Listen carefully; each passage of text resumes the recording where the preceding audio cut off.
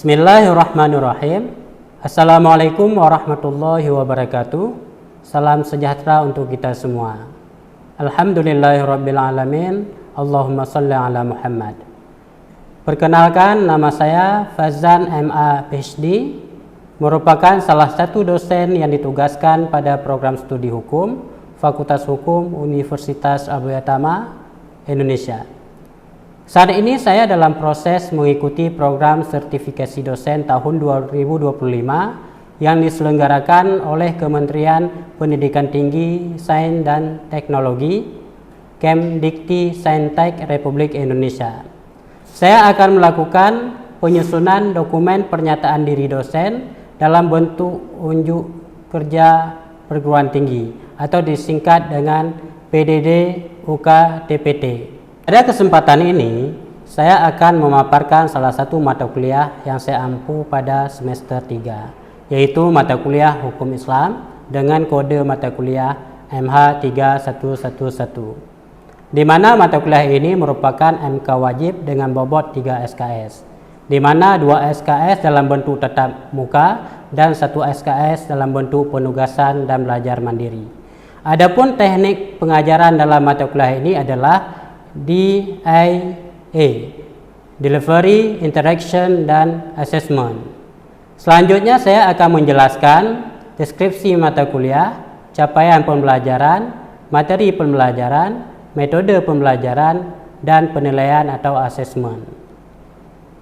Deskripsi mata kuliah yaitu memberikan pemahaman terkait kesalahpahaman terhadap Islam dan hukum Islam, hukum syariah dan fikih, konsep dasar hukum Islam, sumber hukum Islam, dan asas-asas hukum Islam yang meliputi asas umum, asas pidana, dan asas perdata.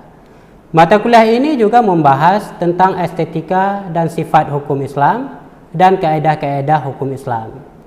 Kemudian dilanjutkan dengan membahas aspek pertumbuhan dan perkembangan hukum Islam, penerapan maqasid syariah di Indonesia, kedudukan hukum Islam dalam tata hukum Indonesia, dan diakhiri dengan implementasi hukum Islam dalam kehidupan.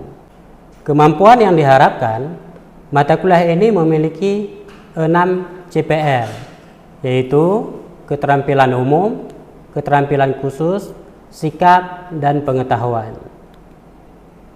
Capaian pembelajaran mata kuliah ini atau CPMK adalah mahasiswa mampu menjelaskan kesalahpahaman terhadap Islam dan hukum Islam, beda hukum syariah dan fikih, dan konsep dasar hukum Islam. Mahasiswa mampu menjelaskan sumber-sumber hukum Islam. Mahasiswa mampu menjelaskan asas-asas, estetika, dan sifat hukum dalam hukum Islam. Mahasiswa mampu menjelaskan kaedah-kaedah hukum Islam, pertumbuhan dan perkembangan hukum Islam, serta penerapan maqasid syariah di Indonesia. Mahasiswa mampu menjelaskan kedudukan hukum Islam dalam tata hukum Indonesia dan implementasi hukum Islam dalam kehidupan. CPMK ini diturunkan lagi menjadi 13 sub CPMK dengan 11 materi pembelajaran berikut ini. Kesalahpahaman terhadap Islam dan hukum Islam, hukum syariah dan fikih, konsep dasar hukum Islam, sumber-sumber hukum Islam, asas-asas hukum Islam, estetika dan sifat hukum Islam, kaedah-kaedah hukum Islam, pertumbuhan dan perkembangan hukum Islam, penerapan maqasid syariah di Indonesia, kedudukan hukum Islam dalam tata hukum di Indonesia, dan yang terakhir implementasi hukum Islam dalam kehidupan. Semua bahan ajar dari materi tersebut bisa diakses oleh mahasiswa di Google Classroom yang sudah mencakup semua materi sesuai di RPS. Metode pembelajaran yang digunakan dalam perkuliahan ini adalah dengan pendekatan Student Centered Learning atau SCL dengan kombinasi ceramah interaktif dan tanya jawab. Tujuannya adalah untuk mendorong mahasiswa mau berpikir kritis, mampu mengkaji hukum Islam secara metodologis, dan memahami relevansi hukum Islam dalam kehidupan sosial dan kebangsaan. Kemudian media pembelajaran yang saya gunakan adalah memanfaatkan semua platform media pembelajaran seperti laptop, LCD proyektor, PowerPoint, dan lain sebagainya. Kemudian rujukan yang digunakan dalam mata kuliah ini adalah beberapa buku utamanya adalah buku yang ditulis oleh Barzah Latupono dengan judul Buku Ajar Hukum Islam. Kemudian buku yang ditulis oleh M. Daud Ali dengan judulnya adalah Hukum Islam. Kemudian juga bahan ajar yang saya susun sendiri, yaitu bahan ajar mata kuliah Hukum Islam. Dalam penilaian atau asesmen, saya menilai mahasiswa berdasarkan 4 indikator, yaitu nilai kehadiran 20%, nilai tugas 25%, nilai ujian tengah semester 25%, dan nilai ujian akhir semester 30%. Selanjutnya, mari kita lihat video saya terkait dengan aktivitas perkuliahan di kelas dalam mata kuliah Hukum Islam.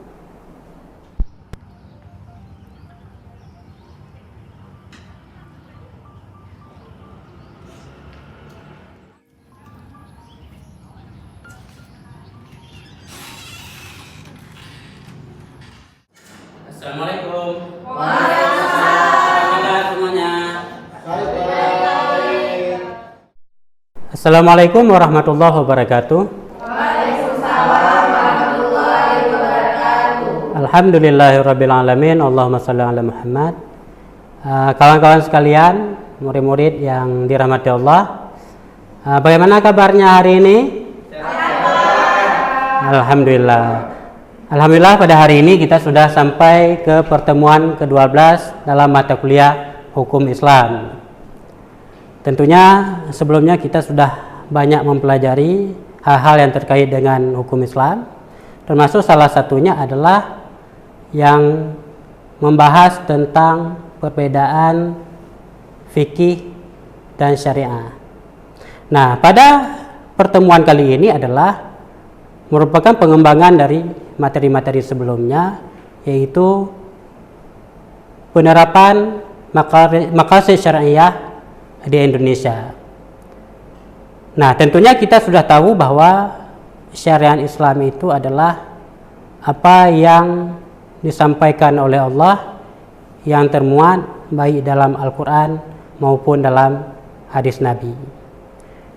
Nah, dalam pertemuan kuliah pada kesempatan ini ada beberapa hal yang ingin kita capai di akhir perkuliahan nanti. Yang pertama adalah terkait apa itu yang dimaksud dengan maqasid syariah. Kemudian yang kedua, apa saja maqasid syariah di dalam Islam maupun hukum Islam. Kemudian yang ketiga, bagaimana perkembangan perjalanan maqasid syariah. Dan yang terakhir adalah bagaimana penerapan maqasid syariah itu di Indonesia.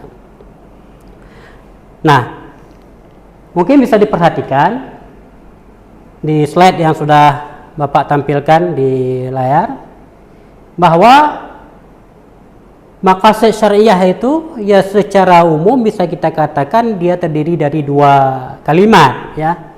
Yang pertama ada kalimat maqasid, dan yang kedua adalah syariah. Jelas ya, nampak ya? Baik. Nah, secara sederhana yang dimaksud dengan maqasid itu adalah tujuan-tujuan. Ya, karena maqasid itulah kalimat jamak dari qasad, tujuan, sehingga tujuan-tujuan. Kemudian ketika disandingkan dengan asyariah, artinya adalah tujuan-tujuan dari syariah. Nah, tentunya di sini para ulama atau para pakar tentunya menguraikan berbagai macam penafsiran terkait dengan maqasid syariah ini.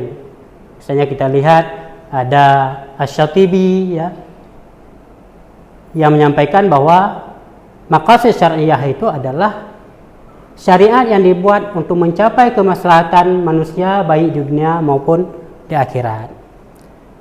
Nah, secara umum dapat kita simpulkan bahwa maqasid syariah itu adalah apa sih tujuan di balik syariat yang diturunkan oleh Allah itu baik dalam Al-Quran maupun dalam hadis Nabi. Nah, sebelum Bapak melanjutkan lebih lanjut tentunya materi bahan ajar itu sudah Bapak publish, sudah Bapak share, baik dalam grup WhatsApp maupun di dalam Google Classroom yang bisa diakses oleh teman-teman semua. Tentunya di sana sudah membaca tentunya ya. Tujuan atau maqasid syariat itu ada berapa macam? Mungkin ada yang bisa menyebutkannya? Ya, silakan Ibu Salwa, mungkin bisa. Silakan. Saya, Pak. Tujuan syariat itu yang pertama ada memelihara agama, memelihara jiwa, memelihara akal, memelihara harta, dan memelihara kehormatan. Bagus sekali jawaban Ibu Salwa, artinya sudah memperhatikan materi yang sudah dibagikan ya, arti menjawab dengan tepat.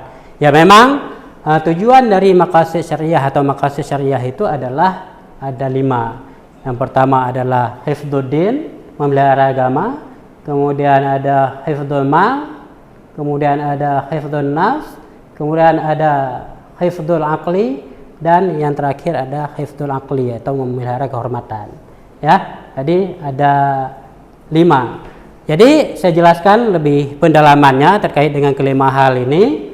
Yang pertama adalah memelihara agama. Nah, sebagai contoh misalnya di dalam Al-Quran dan hadis diberikan sanksi bagi orang yang menodai agama. Nah, apa tujuan dari ayat Al-Quran dan hadis memberikan sanksi bagi orang yang menodai agama? Yaitu tujuannya adalah untuk hifdzuddin, yaitu untuk memelihara agama, agar agama itu tidak boleh dicederai seperti itu. Nah, kemudian terkait dengan hifdzun nafs misalnya, memelihara jiwa. Tentunya kita sudah sama-sama tahu bahwa ada ayat dan hadis yang mengatur tentang qisas. Apa itu qisas? Adalah pembalasan yang setimpal terhadap kejahatan yang dilakukan kepada orang lain. Sehingga yang mudah misalnya yang kita ketahui, kalau ada orang yang menghilangkan nyawa orang lain, terbukti melakukannya, maka dia harus dihilangkan kembali. Ini disebut dengan qisas. Atau bisa juga dengan menghilangkan anggota tubuh dan sebagainya. Nah, itu apa tujuan ayat Al-Quran dan hadis terkait itu? Agar kita tidak mudah menghilangkan nyawa orang lain. Jadi dengan ada ayat itu, kita bisa memelihara nyawa, melindungi nyawa-nyawa orang yang ada. Nah, kemudian selanjutnya adalah yang ketiga adalah memelihara akal. Sebagai contohnya, misalnya kita tahu dalam ayat Al-Quran dan dalam hadis Nabi, ada ayat yang melarang tentang minum minuman keras. Baik minuman keras dalam konteks tradisional maupun di abad modern ini. Nah, apa tujuan dari syariat Islam, ayat Al-Quran dan hadis yang melarang tentang minuman keras? Adalah untuk supaya tidak rusak akal pikiran kita. Nah, kemudian selanjutnya adalah memelihara harta ataupun hifdzul mal. Nah, mungkin contoh-contoh yang gampang yang bisa kita sampaikan adalah misalnya dalam Al-Quran dan hadis dilarang mencuri. Bagi orang yang mencuri maka akan diberikan sanksi potong tangan misalnya. Nah, apa tujuannya? Tujuan dari ayat dan hadis itu atau disebut dengan maqasid syariahnya adalah untuk melindungi harta, memelihara harta, supaya ada batas-batasan yang mana harta kita dan yang mana harta orang lain. Nah, kemudian yang terakhir adalah memelihara kehormatan atau hifdzun nafli dalam bahasa lainnya.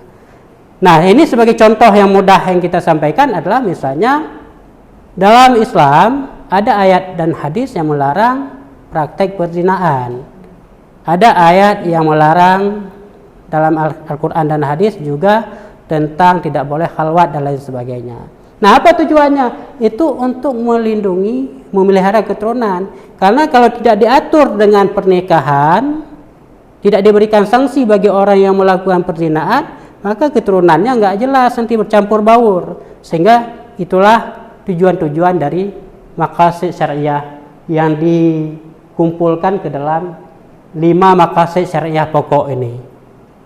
Bisa dipahami semua? Bisa. Nah, alhamdulillah. Kemudian kita lanjutkan sedikit dengan pengembangan maqasid syariah. Di era modern ini tentunya maqasid syariah ini terus mengalami pengembangan ya. Tidak hanya terbatas pada makna-makna klasik maqasid yang sudah kita sampaikan sebelumnya.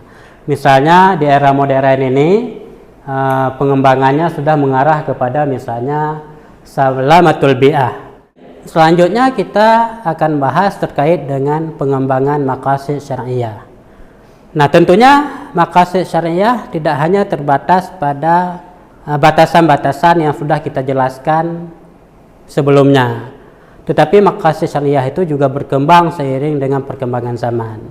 Nah, misalnya di era kontemporer ini maqasid syariah itu juga sudah menyasar terkait dengan salamatul bi'ah, keselamatan lingkungan. Kemudian juga terkait dengan karamatul basyariyah, tentang kehormatan manusia. Kemudian di samping itu juga menyasar terkait dengan al-hurriyah, terkait dengan kebebasan. Tentunya kebebasan yang dimaksud dalam maqasid syariah dalam Islam ini berbeda dengan kebebasan yang dipahami di dunia barat. Baik, selanjutnya yang terakhir adalah bagaimana implementasi maqasid syariah ini di Indonesia. Nah, bagaimana penerapan kelima maqasid syariah yang sudah kita sebutkan tadi di Indonesia. Nah, itu bisa kita lihat misalnya terkait dengan perlindungan agama. Nah, sebagaimana Indonesia itu menjamin kebebasan agama melalui undang-undang, masyarakat Indonesia punya kebebasan di dalam menjalankan agama sesuai dengan keyakinan masing-masing. Nah, itu merupakan bahagian perwujudan dari penerapan maqasid syariah dalam bidang hifdzuddin di Indonesia yang menganut keberagaman ini. Kemudian selanjutnya adalah terkait dengan perlindungan jiwa. Nah, bagaimana di Indonesia itu keselamatan jiwa orang itu menjadi prioritas tentunya, sehingga di Indonesia itu sangat menjunjungi hak asasi manusia, sehingga lahirlah bentuk perundang-perundangan yang menjaga hak asasi manusia, sehingga lahirnya misalnya Komnas HAM, Komisi Hak Asasi Manusia. Nah, kemudian terkait dengan penerapan maqasid syariah lainnya misalnya tentang perlindungan akal. Nah, dalam implementasinya perlindungan terhadap akal diwujudkan dalam bentuk pendidikan yang merata misalnya. Ada konsep pendidikan 9 tahun, kemudian digalakkan untuk melanjutkan pendidikan. Nah, ini merupakan wujud serius dari pemerintah untuk mewujudkan maqasid syariah dalam bidang hifdzul aqli ini dalam kehidupan masyarakat Indonesia. Nah, kemudian selanjutnya adalah terkait dengan perlindungan keturunan atau hifdzu an-naslu. Nah, bagaimana perlindungan keturunan ini dalam konteks Indonesia tercermin dalam undang-undang yang melindungi keluarga misalnya dan lain sebagainya. Kemudian yang terakhir adalah terkait dengan perlindungan harta. Nah, dengan produk-produk hukum yang lahir di Indonesia yang mengatur tentang bagaimana menjaga aset negara misalnya, kemudian melakukan pemberantasan korupsi, sehingga karena pada sejatinya adalah harta yang dimiliki oleh negara ini adalah harta masyarakat, sehingga bagaimana negara menjamin proteksi terhadap harta negara ini lewat undang-undang korupsi misalnya. Ini adalah bagian dari perwujudan hifdzul mal yang sejatinya adalah sesuai dengan maqasid syariah. Jadi kesimpulannya adalah pada dasarnya walaupun kita Indonesia inilah menganut bukan negara Islam, tetapi produk peraturan dan kebijakan yang dilahirkan sudah sangat Islami kalau dalam pandangan saya. Nah, jadi sejauh yang sudah saya sampaikan ini, ada yang mau bertanya? Pak, saya mau bertanya, Pak. Ya, silakan Pak Dery, mau tanya apa? Tadi kan ada pembahasan maqasid syariah dalam konteks menjaga keturunan, Pak. Maksudnya bagaimana ya, Pak? Selaku kita ini adalah orang Islam, yang mana orang Islam ternyata tidak menerapkan konsep-konsep syariah tersebut, Pak. Terima kasih, Pak. Baik, bagus sekali tadi pertanyaan Pak Dery. Memang mahasiswa jika minister memang harus punya pertanyaan yang mendalam ya terkait dengan itu. Dan itu memang persoalan yang terjadi dalam masyarakat kita saat ini ya. Jadi banyak orang yang tidak mau mengindahkan apa yang menjadi harapan dari syariat kita ini. Nah, tentu persoalan itu akan muncul di setiap waktu dan saat dan tempat-tempat yang berbeda. Nah, tetapi kita sebagai Muslim, sebagai saudara mereka, tetap harus selalu mengedukasi. Kenapa? Karena memang tujuan syariat ini adalah untuk menata kehidupan yang harmonis, yang bagus. Nah, bukan untuk membuat sesuatu ribet dan tidak baik dalam kehidupan. Nah, kalau memang seharusnya seorang Muslim yang baik, ya harus menjalankan apa yang menjadi konsep maqasid syariah ini. Insya Allah akan menjadi keluarga masyarakat yang hidup harmonis, ya, dalam kehidupan baik di lingkungan maupun dalam bernegara. Mungkin itu yang bisa saya jawab Pak Dery ya. Baik, itulah beberapa poin yang sudah Bapak sampaikan pada pertemuan ini. Mulai dari yang pertama apa itu maqasid syariah, kemudian yang kedua apa saja yang termasuk dalam kategori maqasid syariah, kemudian yang ketiga adalah bagaimana pengembangan maqasid syariah itu, kemudian yang terakhir bagaimana penerapan tentang maqasid syariah dalam masyarakat Indonesia. Nah, tentunya yang terakhir silakan di absen dulu siapa yang hadir hari ini ya, supaya nanti karena ini akan menjadi salah satu bahagian dari penilaian mata kuliah. Nah, mungkin Bapak menyampaikan juga sambil absen ini bahwa di bahagian perkuliahan kita pada pertemuan ke-12 ini ada satu SKS lewat penugasan dan belajar mandiri. Nah, nanti silakan kawan-kawan semua dikerjakan tugas yang sudah Bapak tampilkan itu. Nah, kemudian nanti dikumpulkan langsung di rubrik yang tersedia di Google Classroom. Mungkin itu saja. Bapak mohon maaf atas kekurangannya. Bapak akhiri. Wassalamualaikum warahmatullahi wabarakatuh. Waalaikumsalam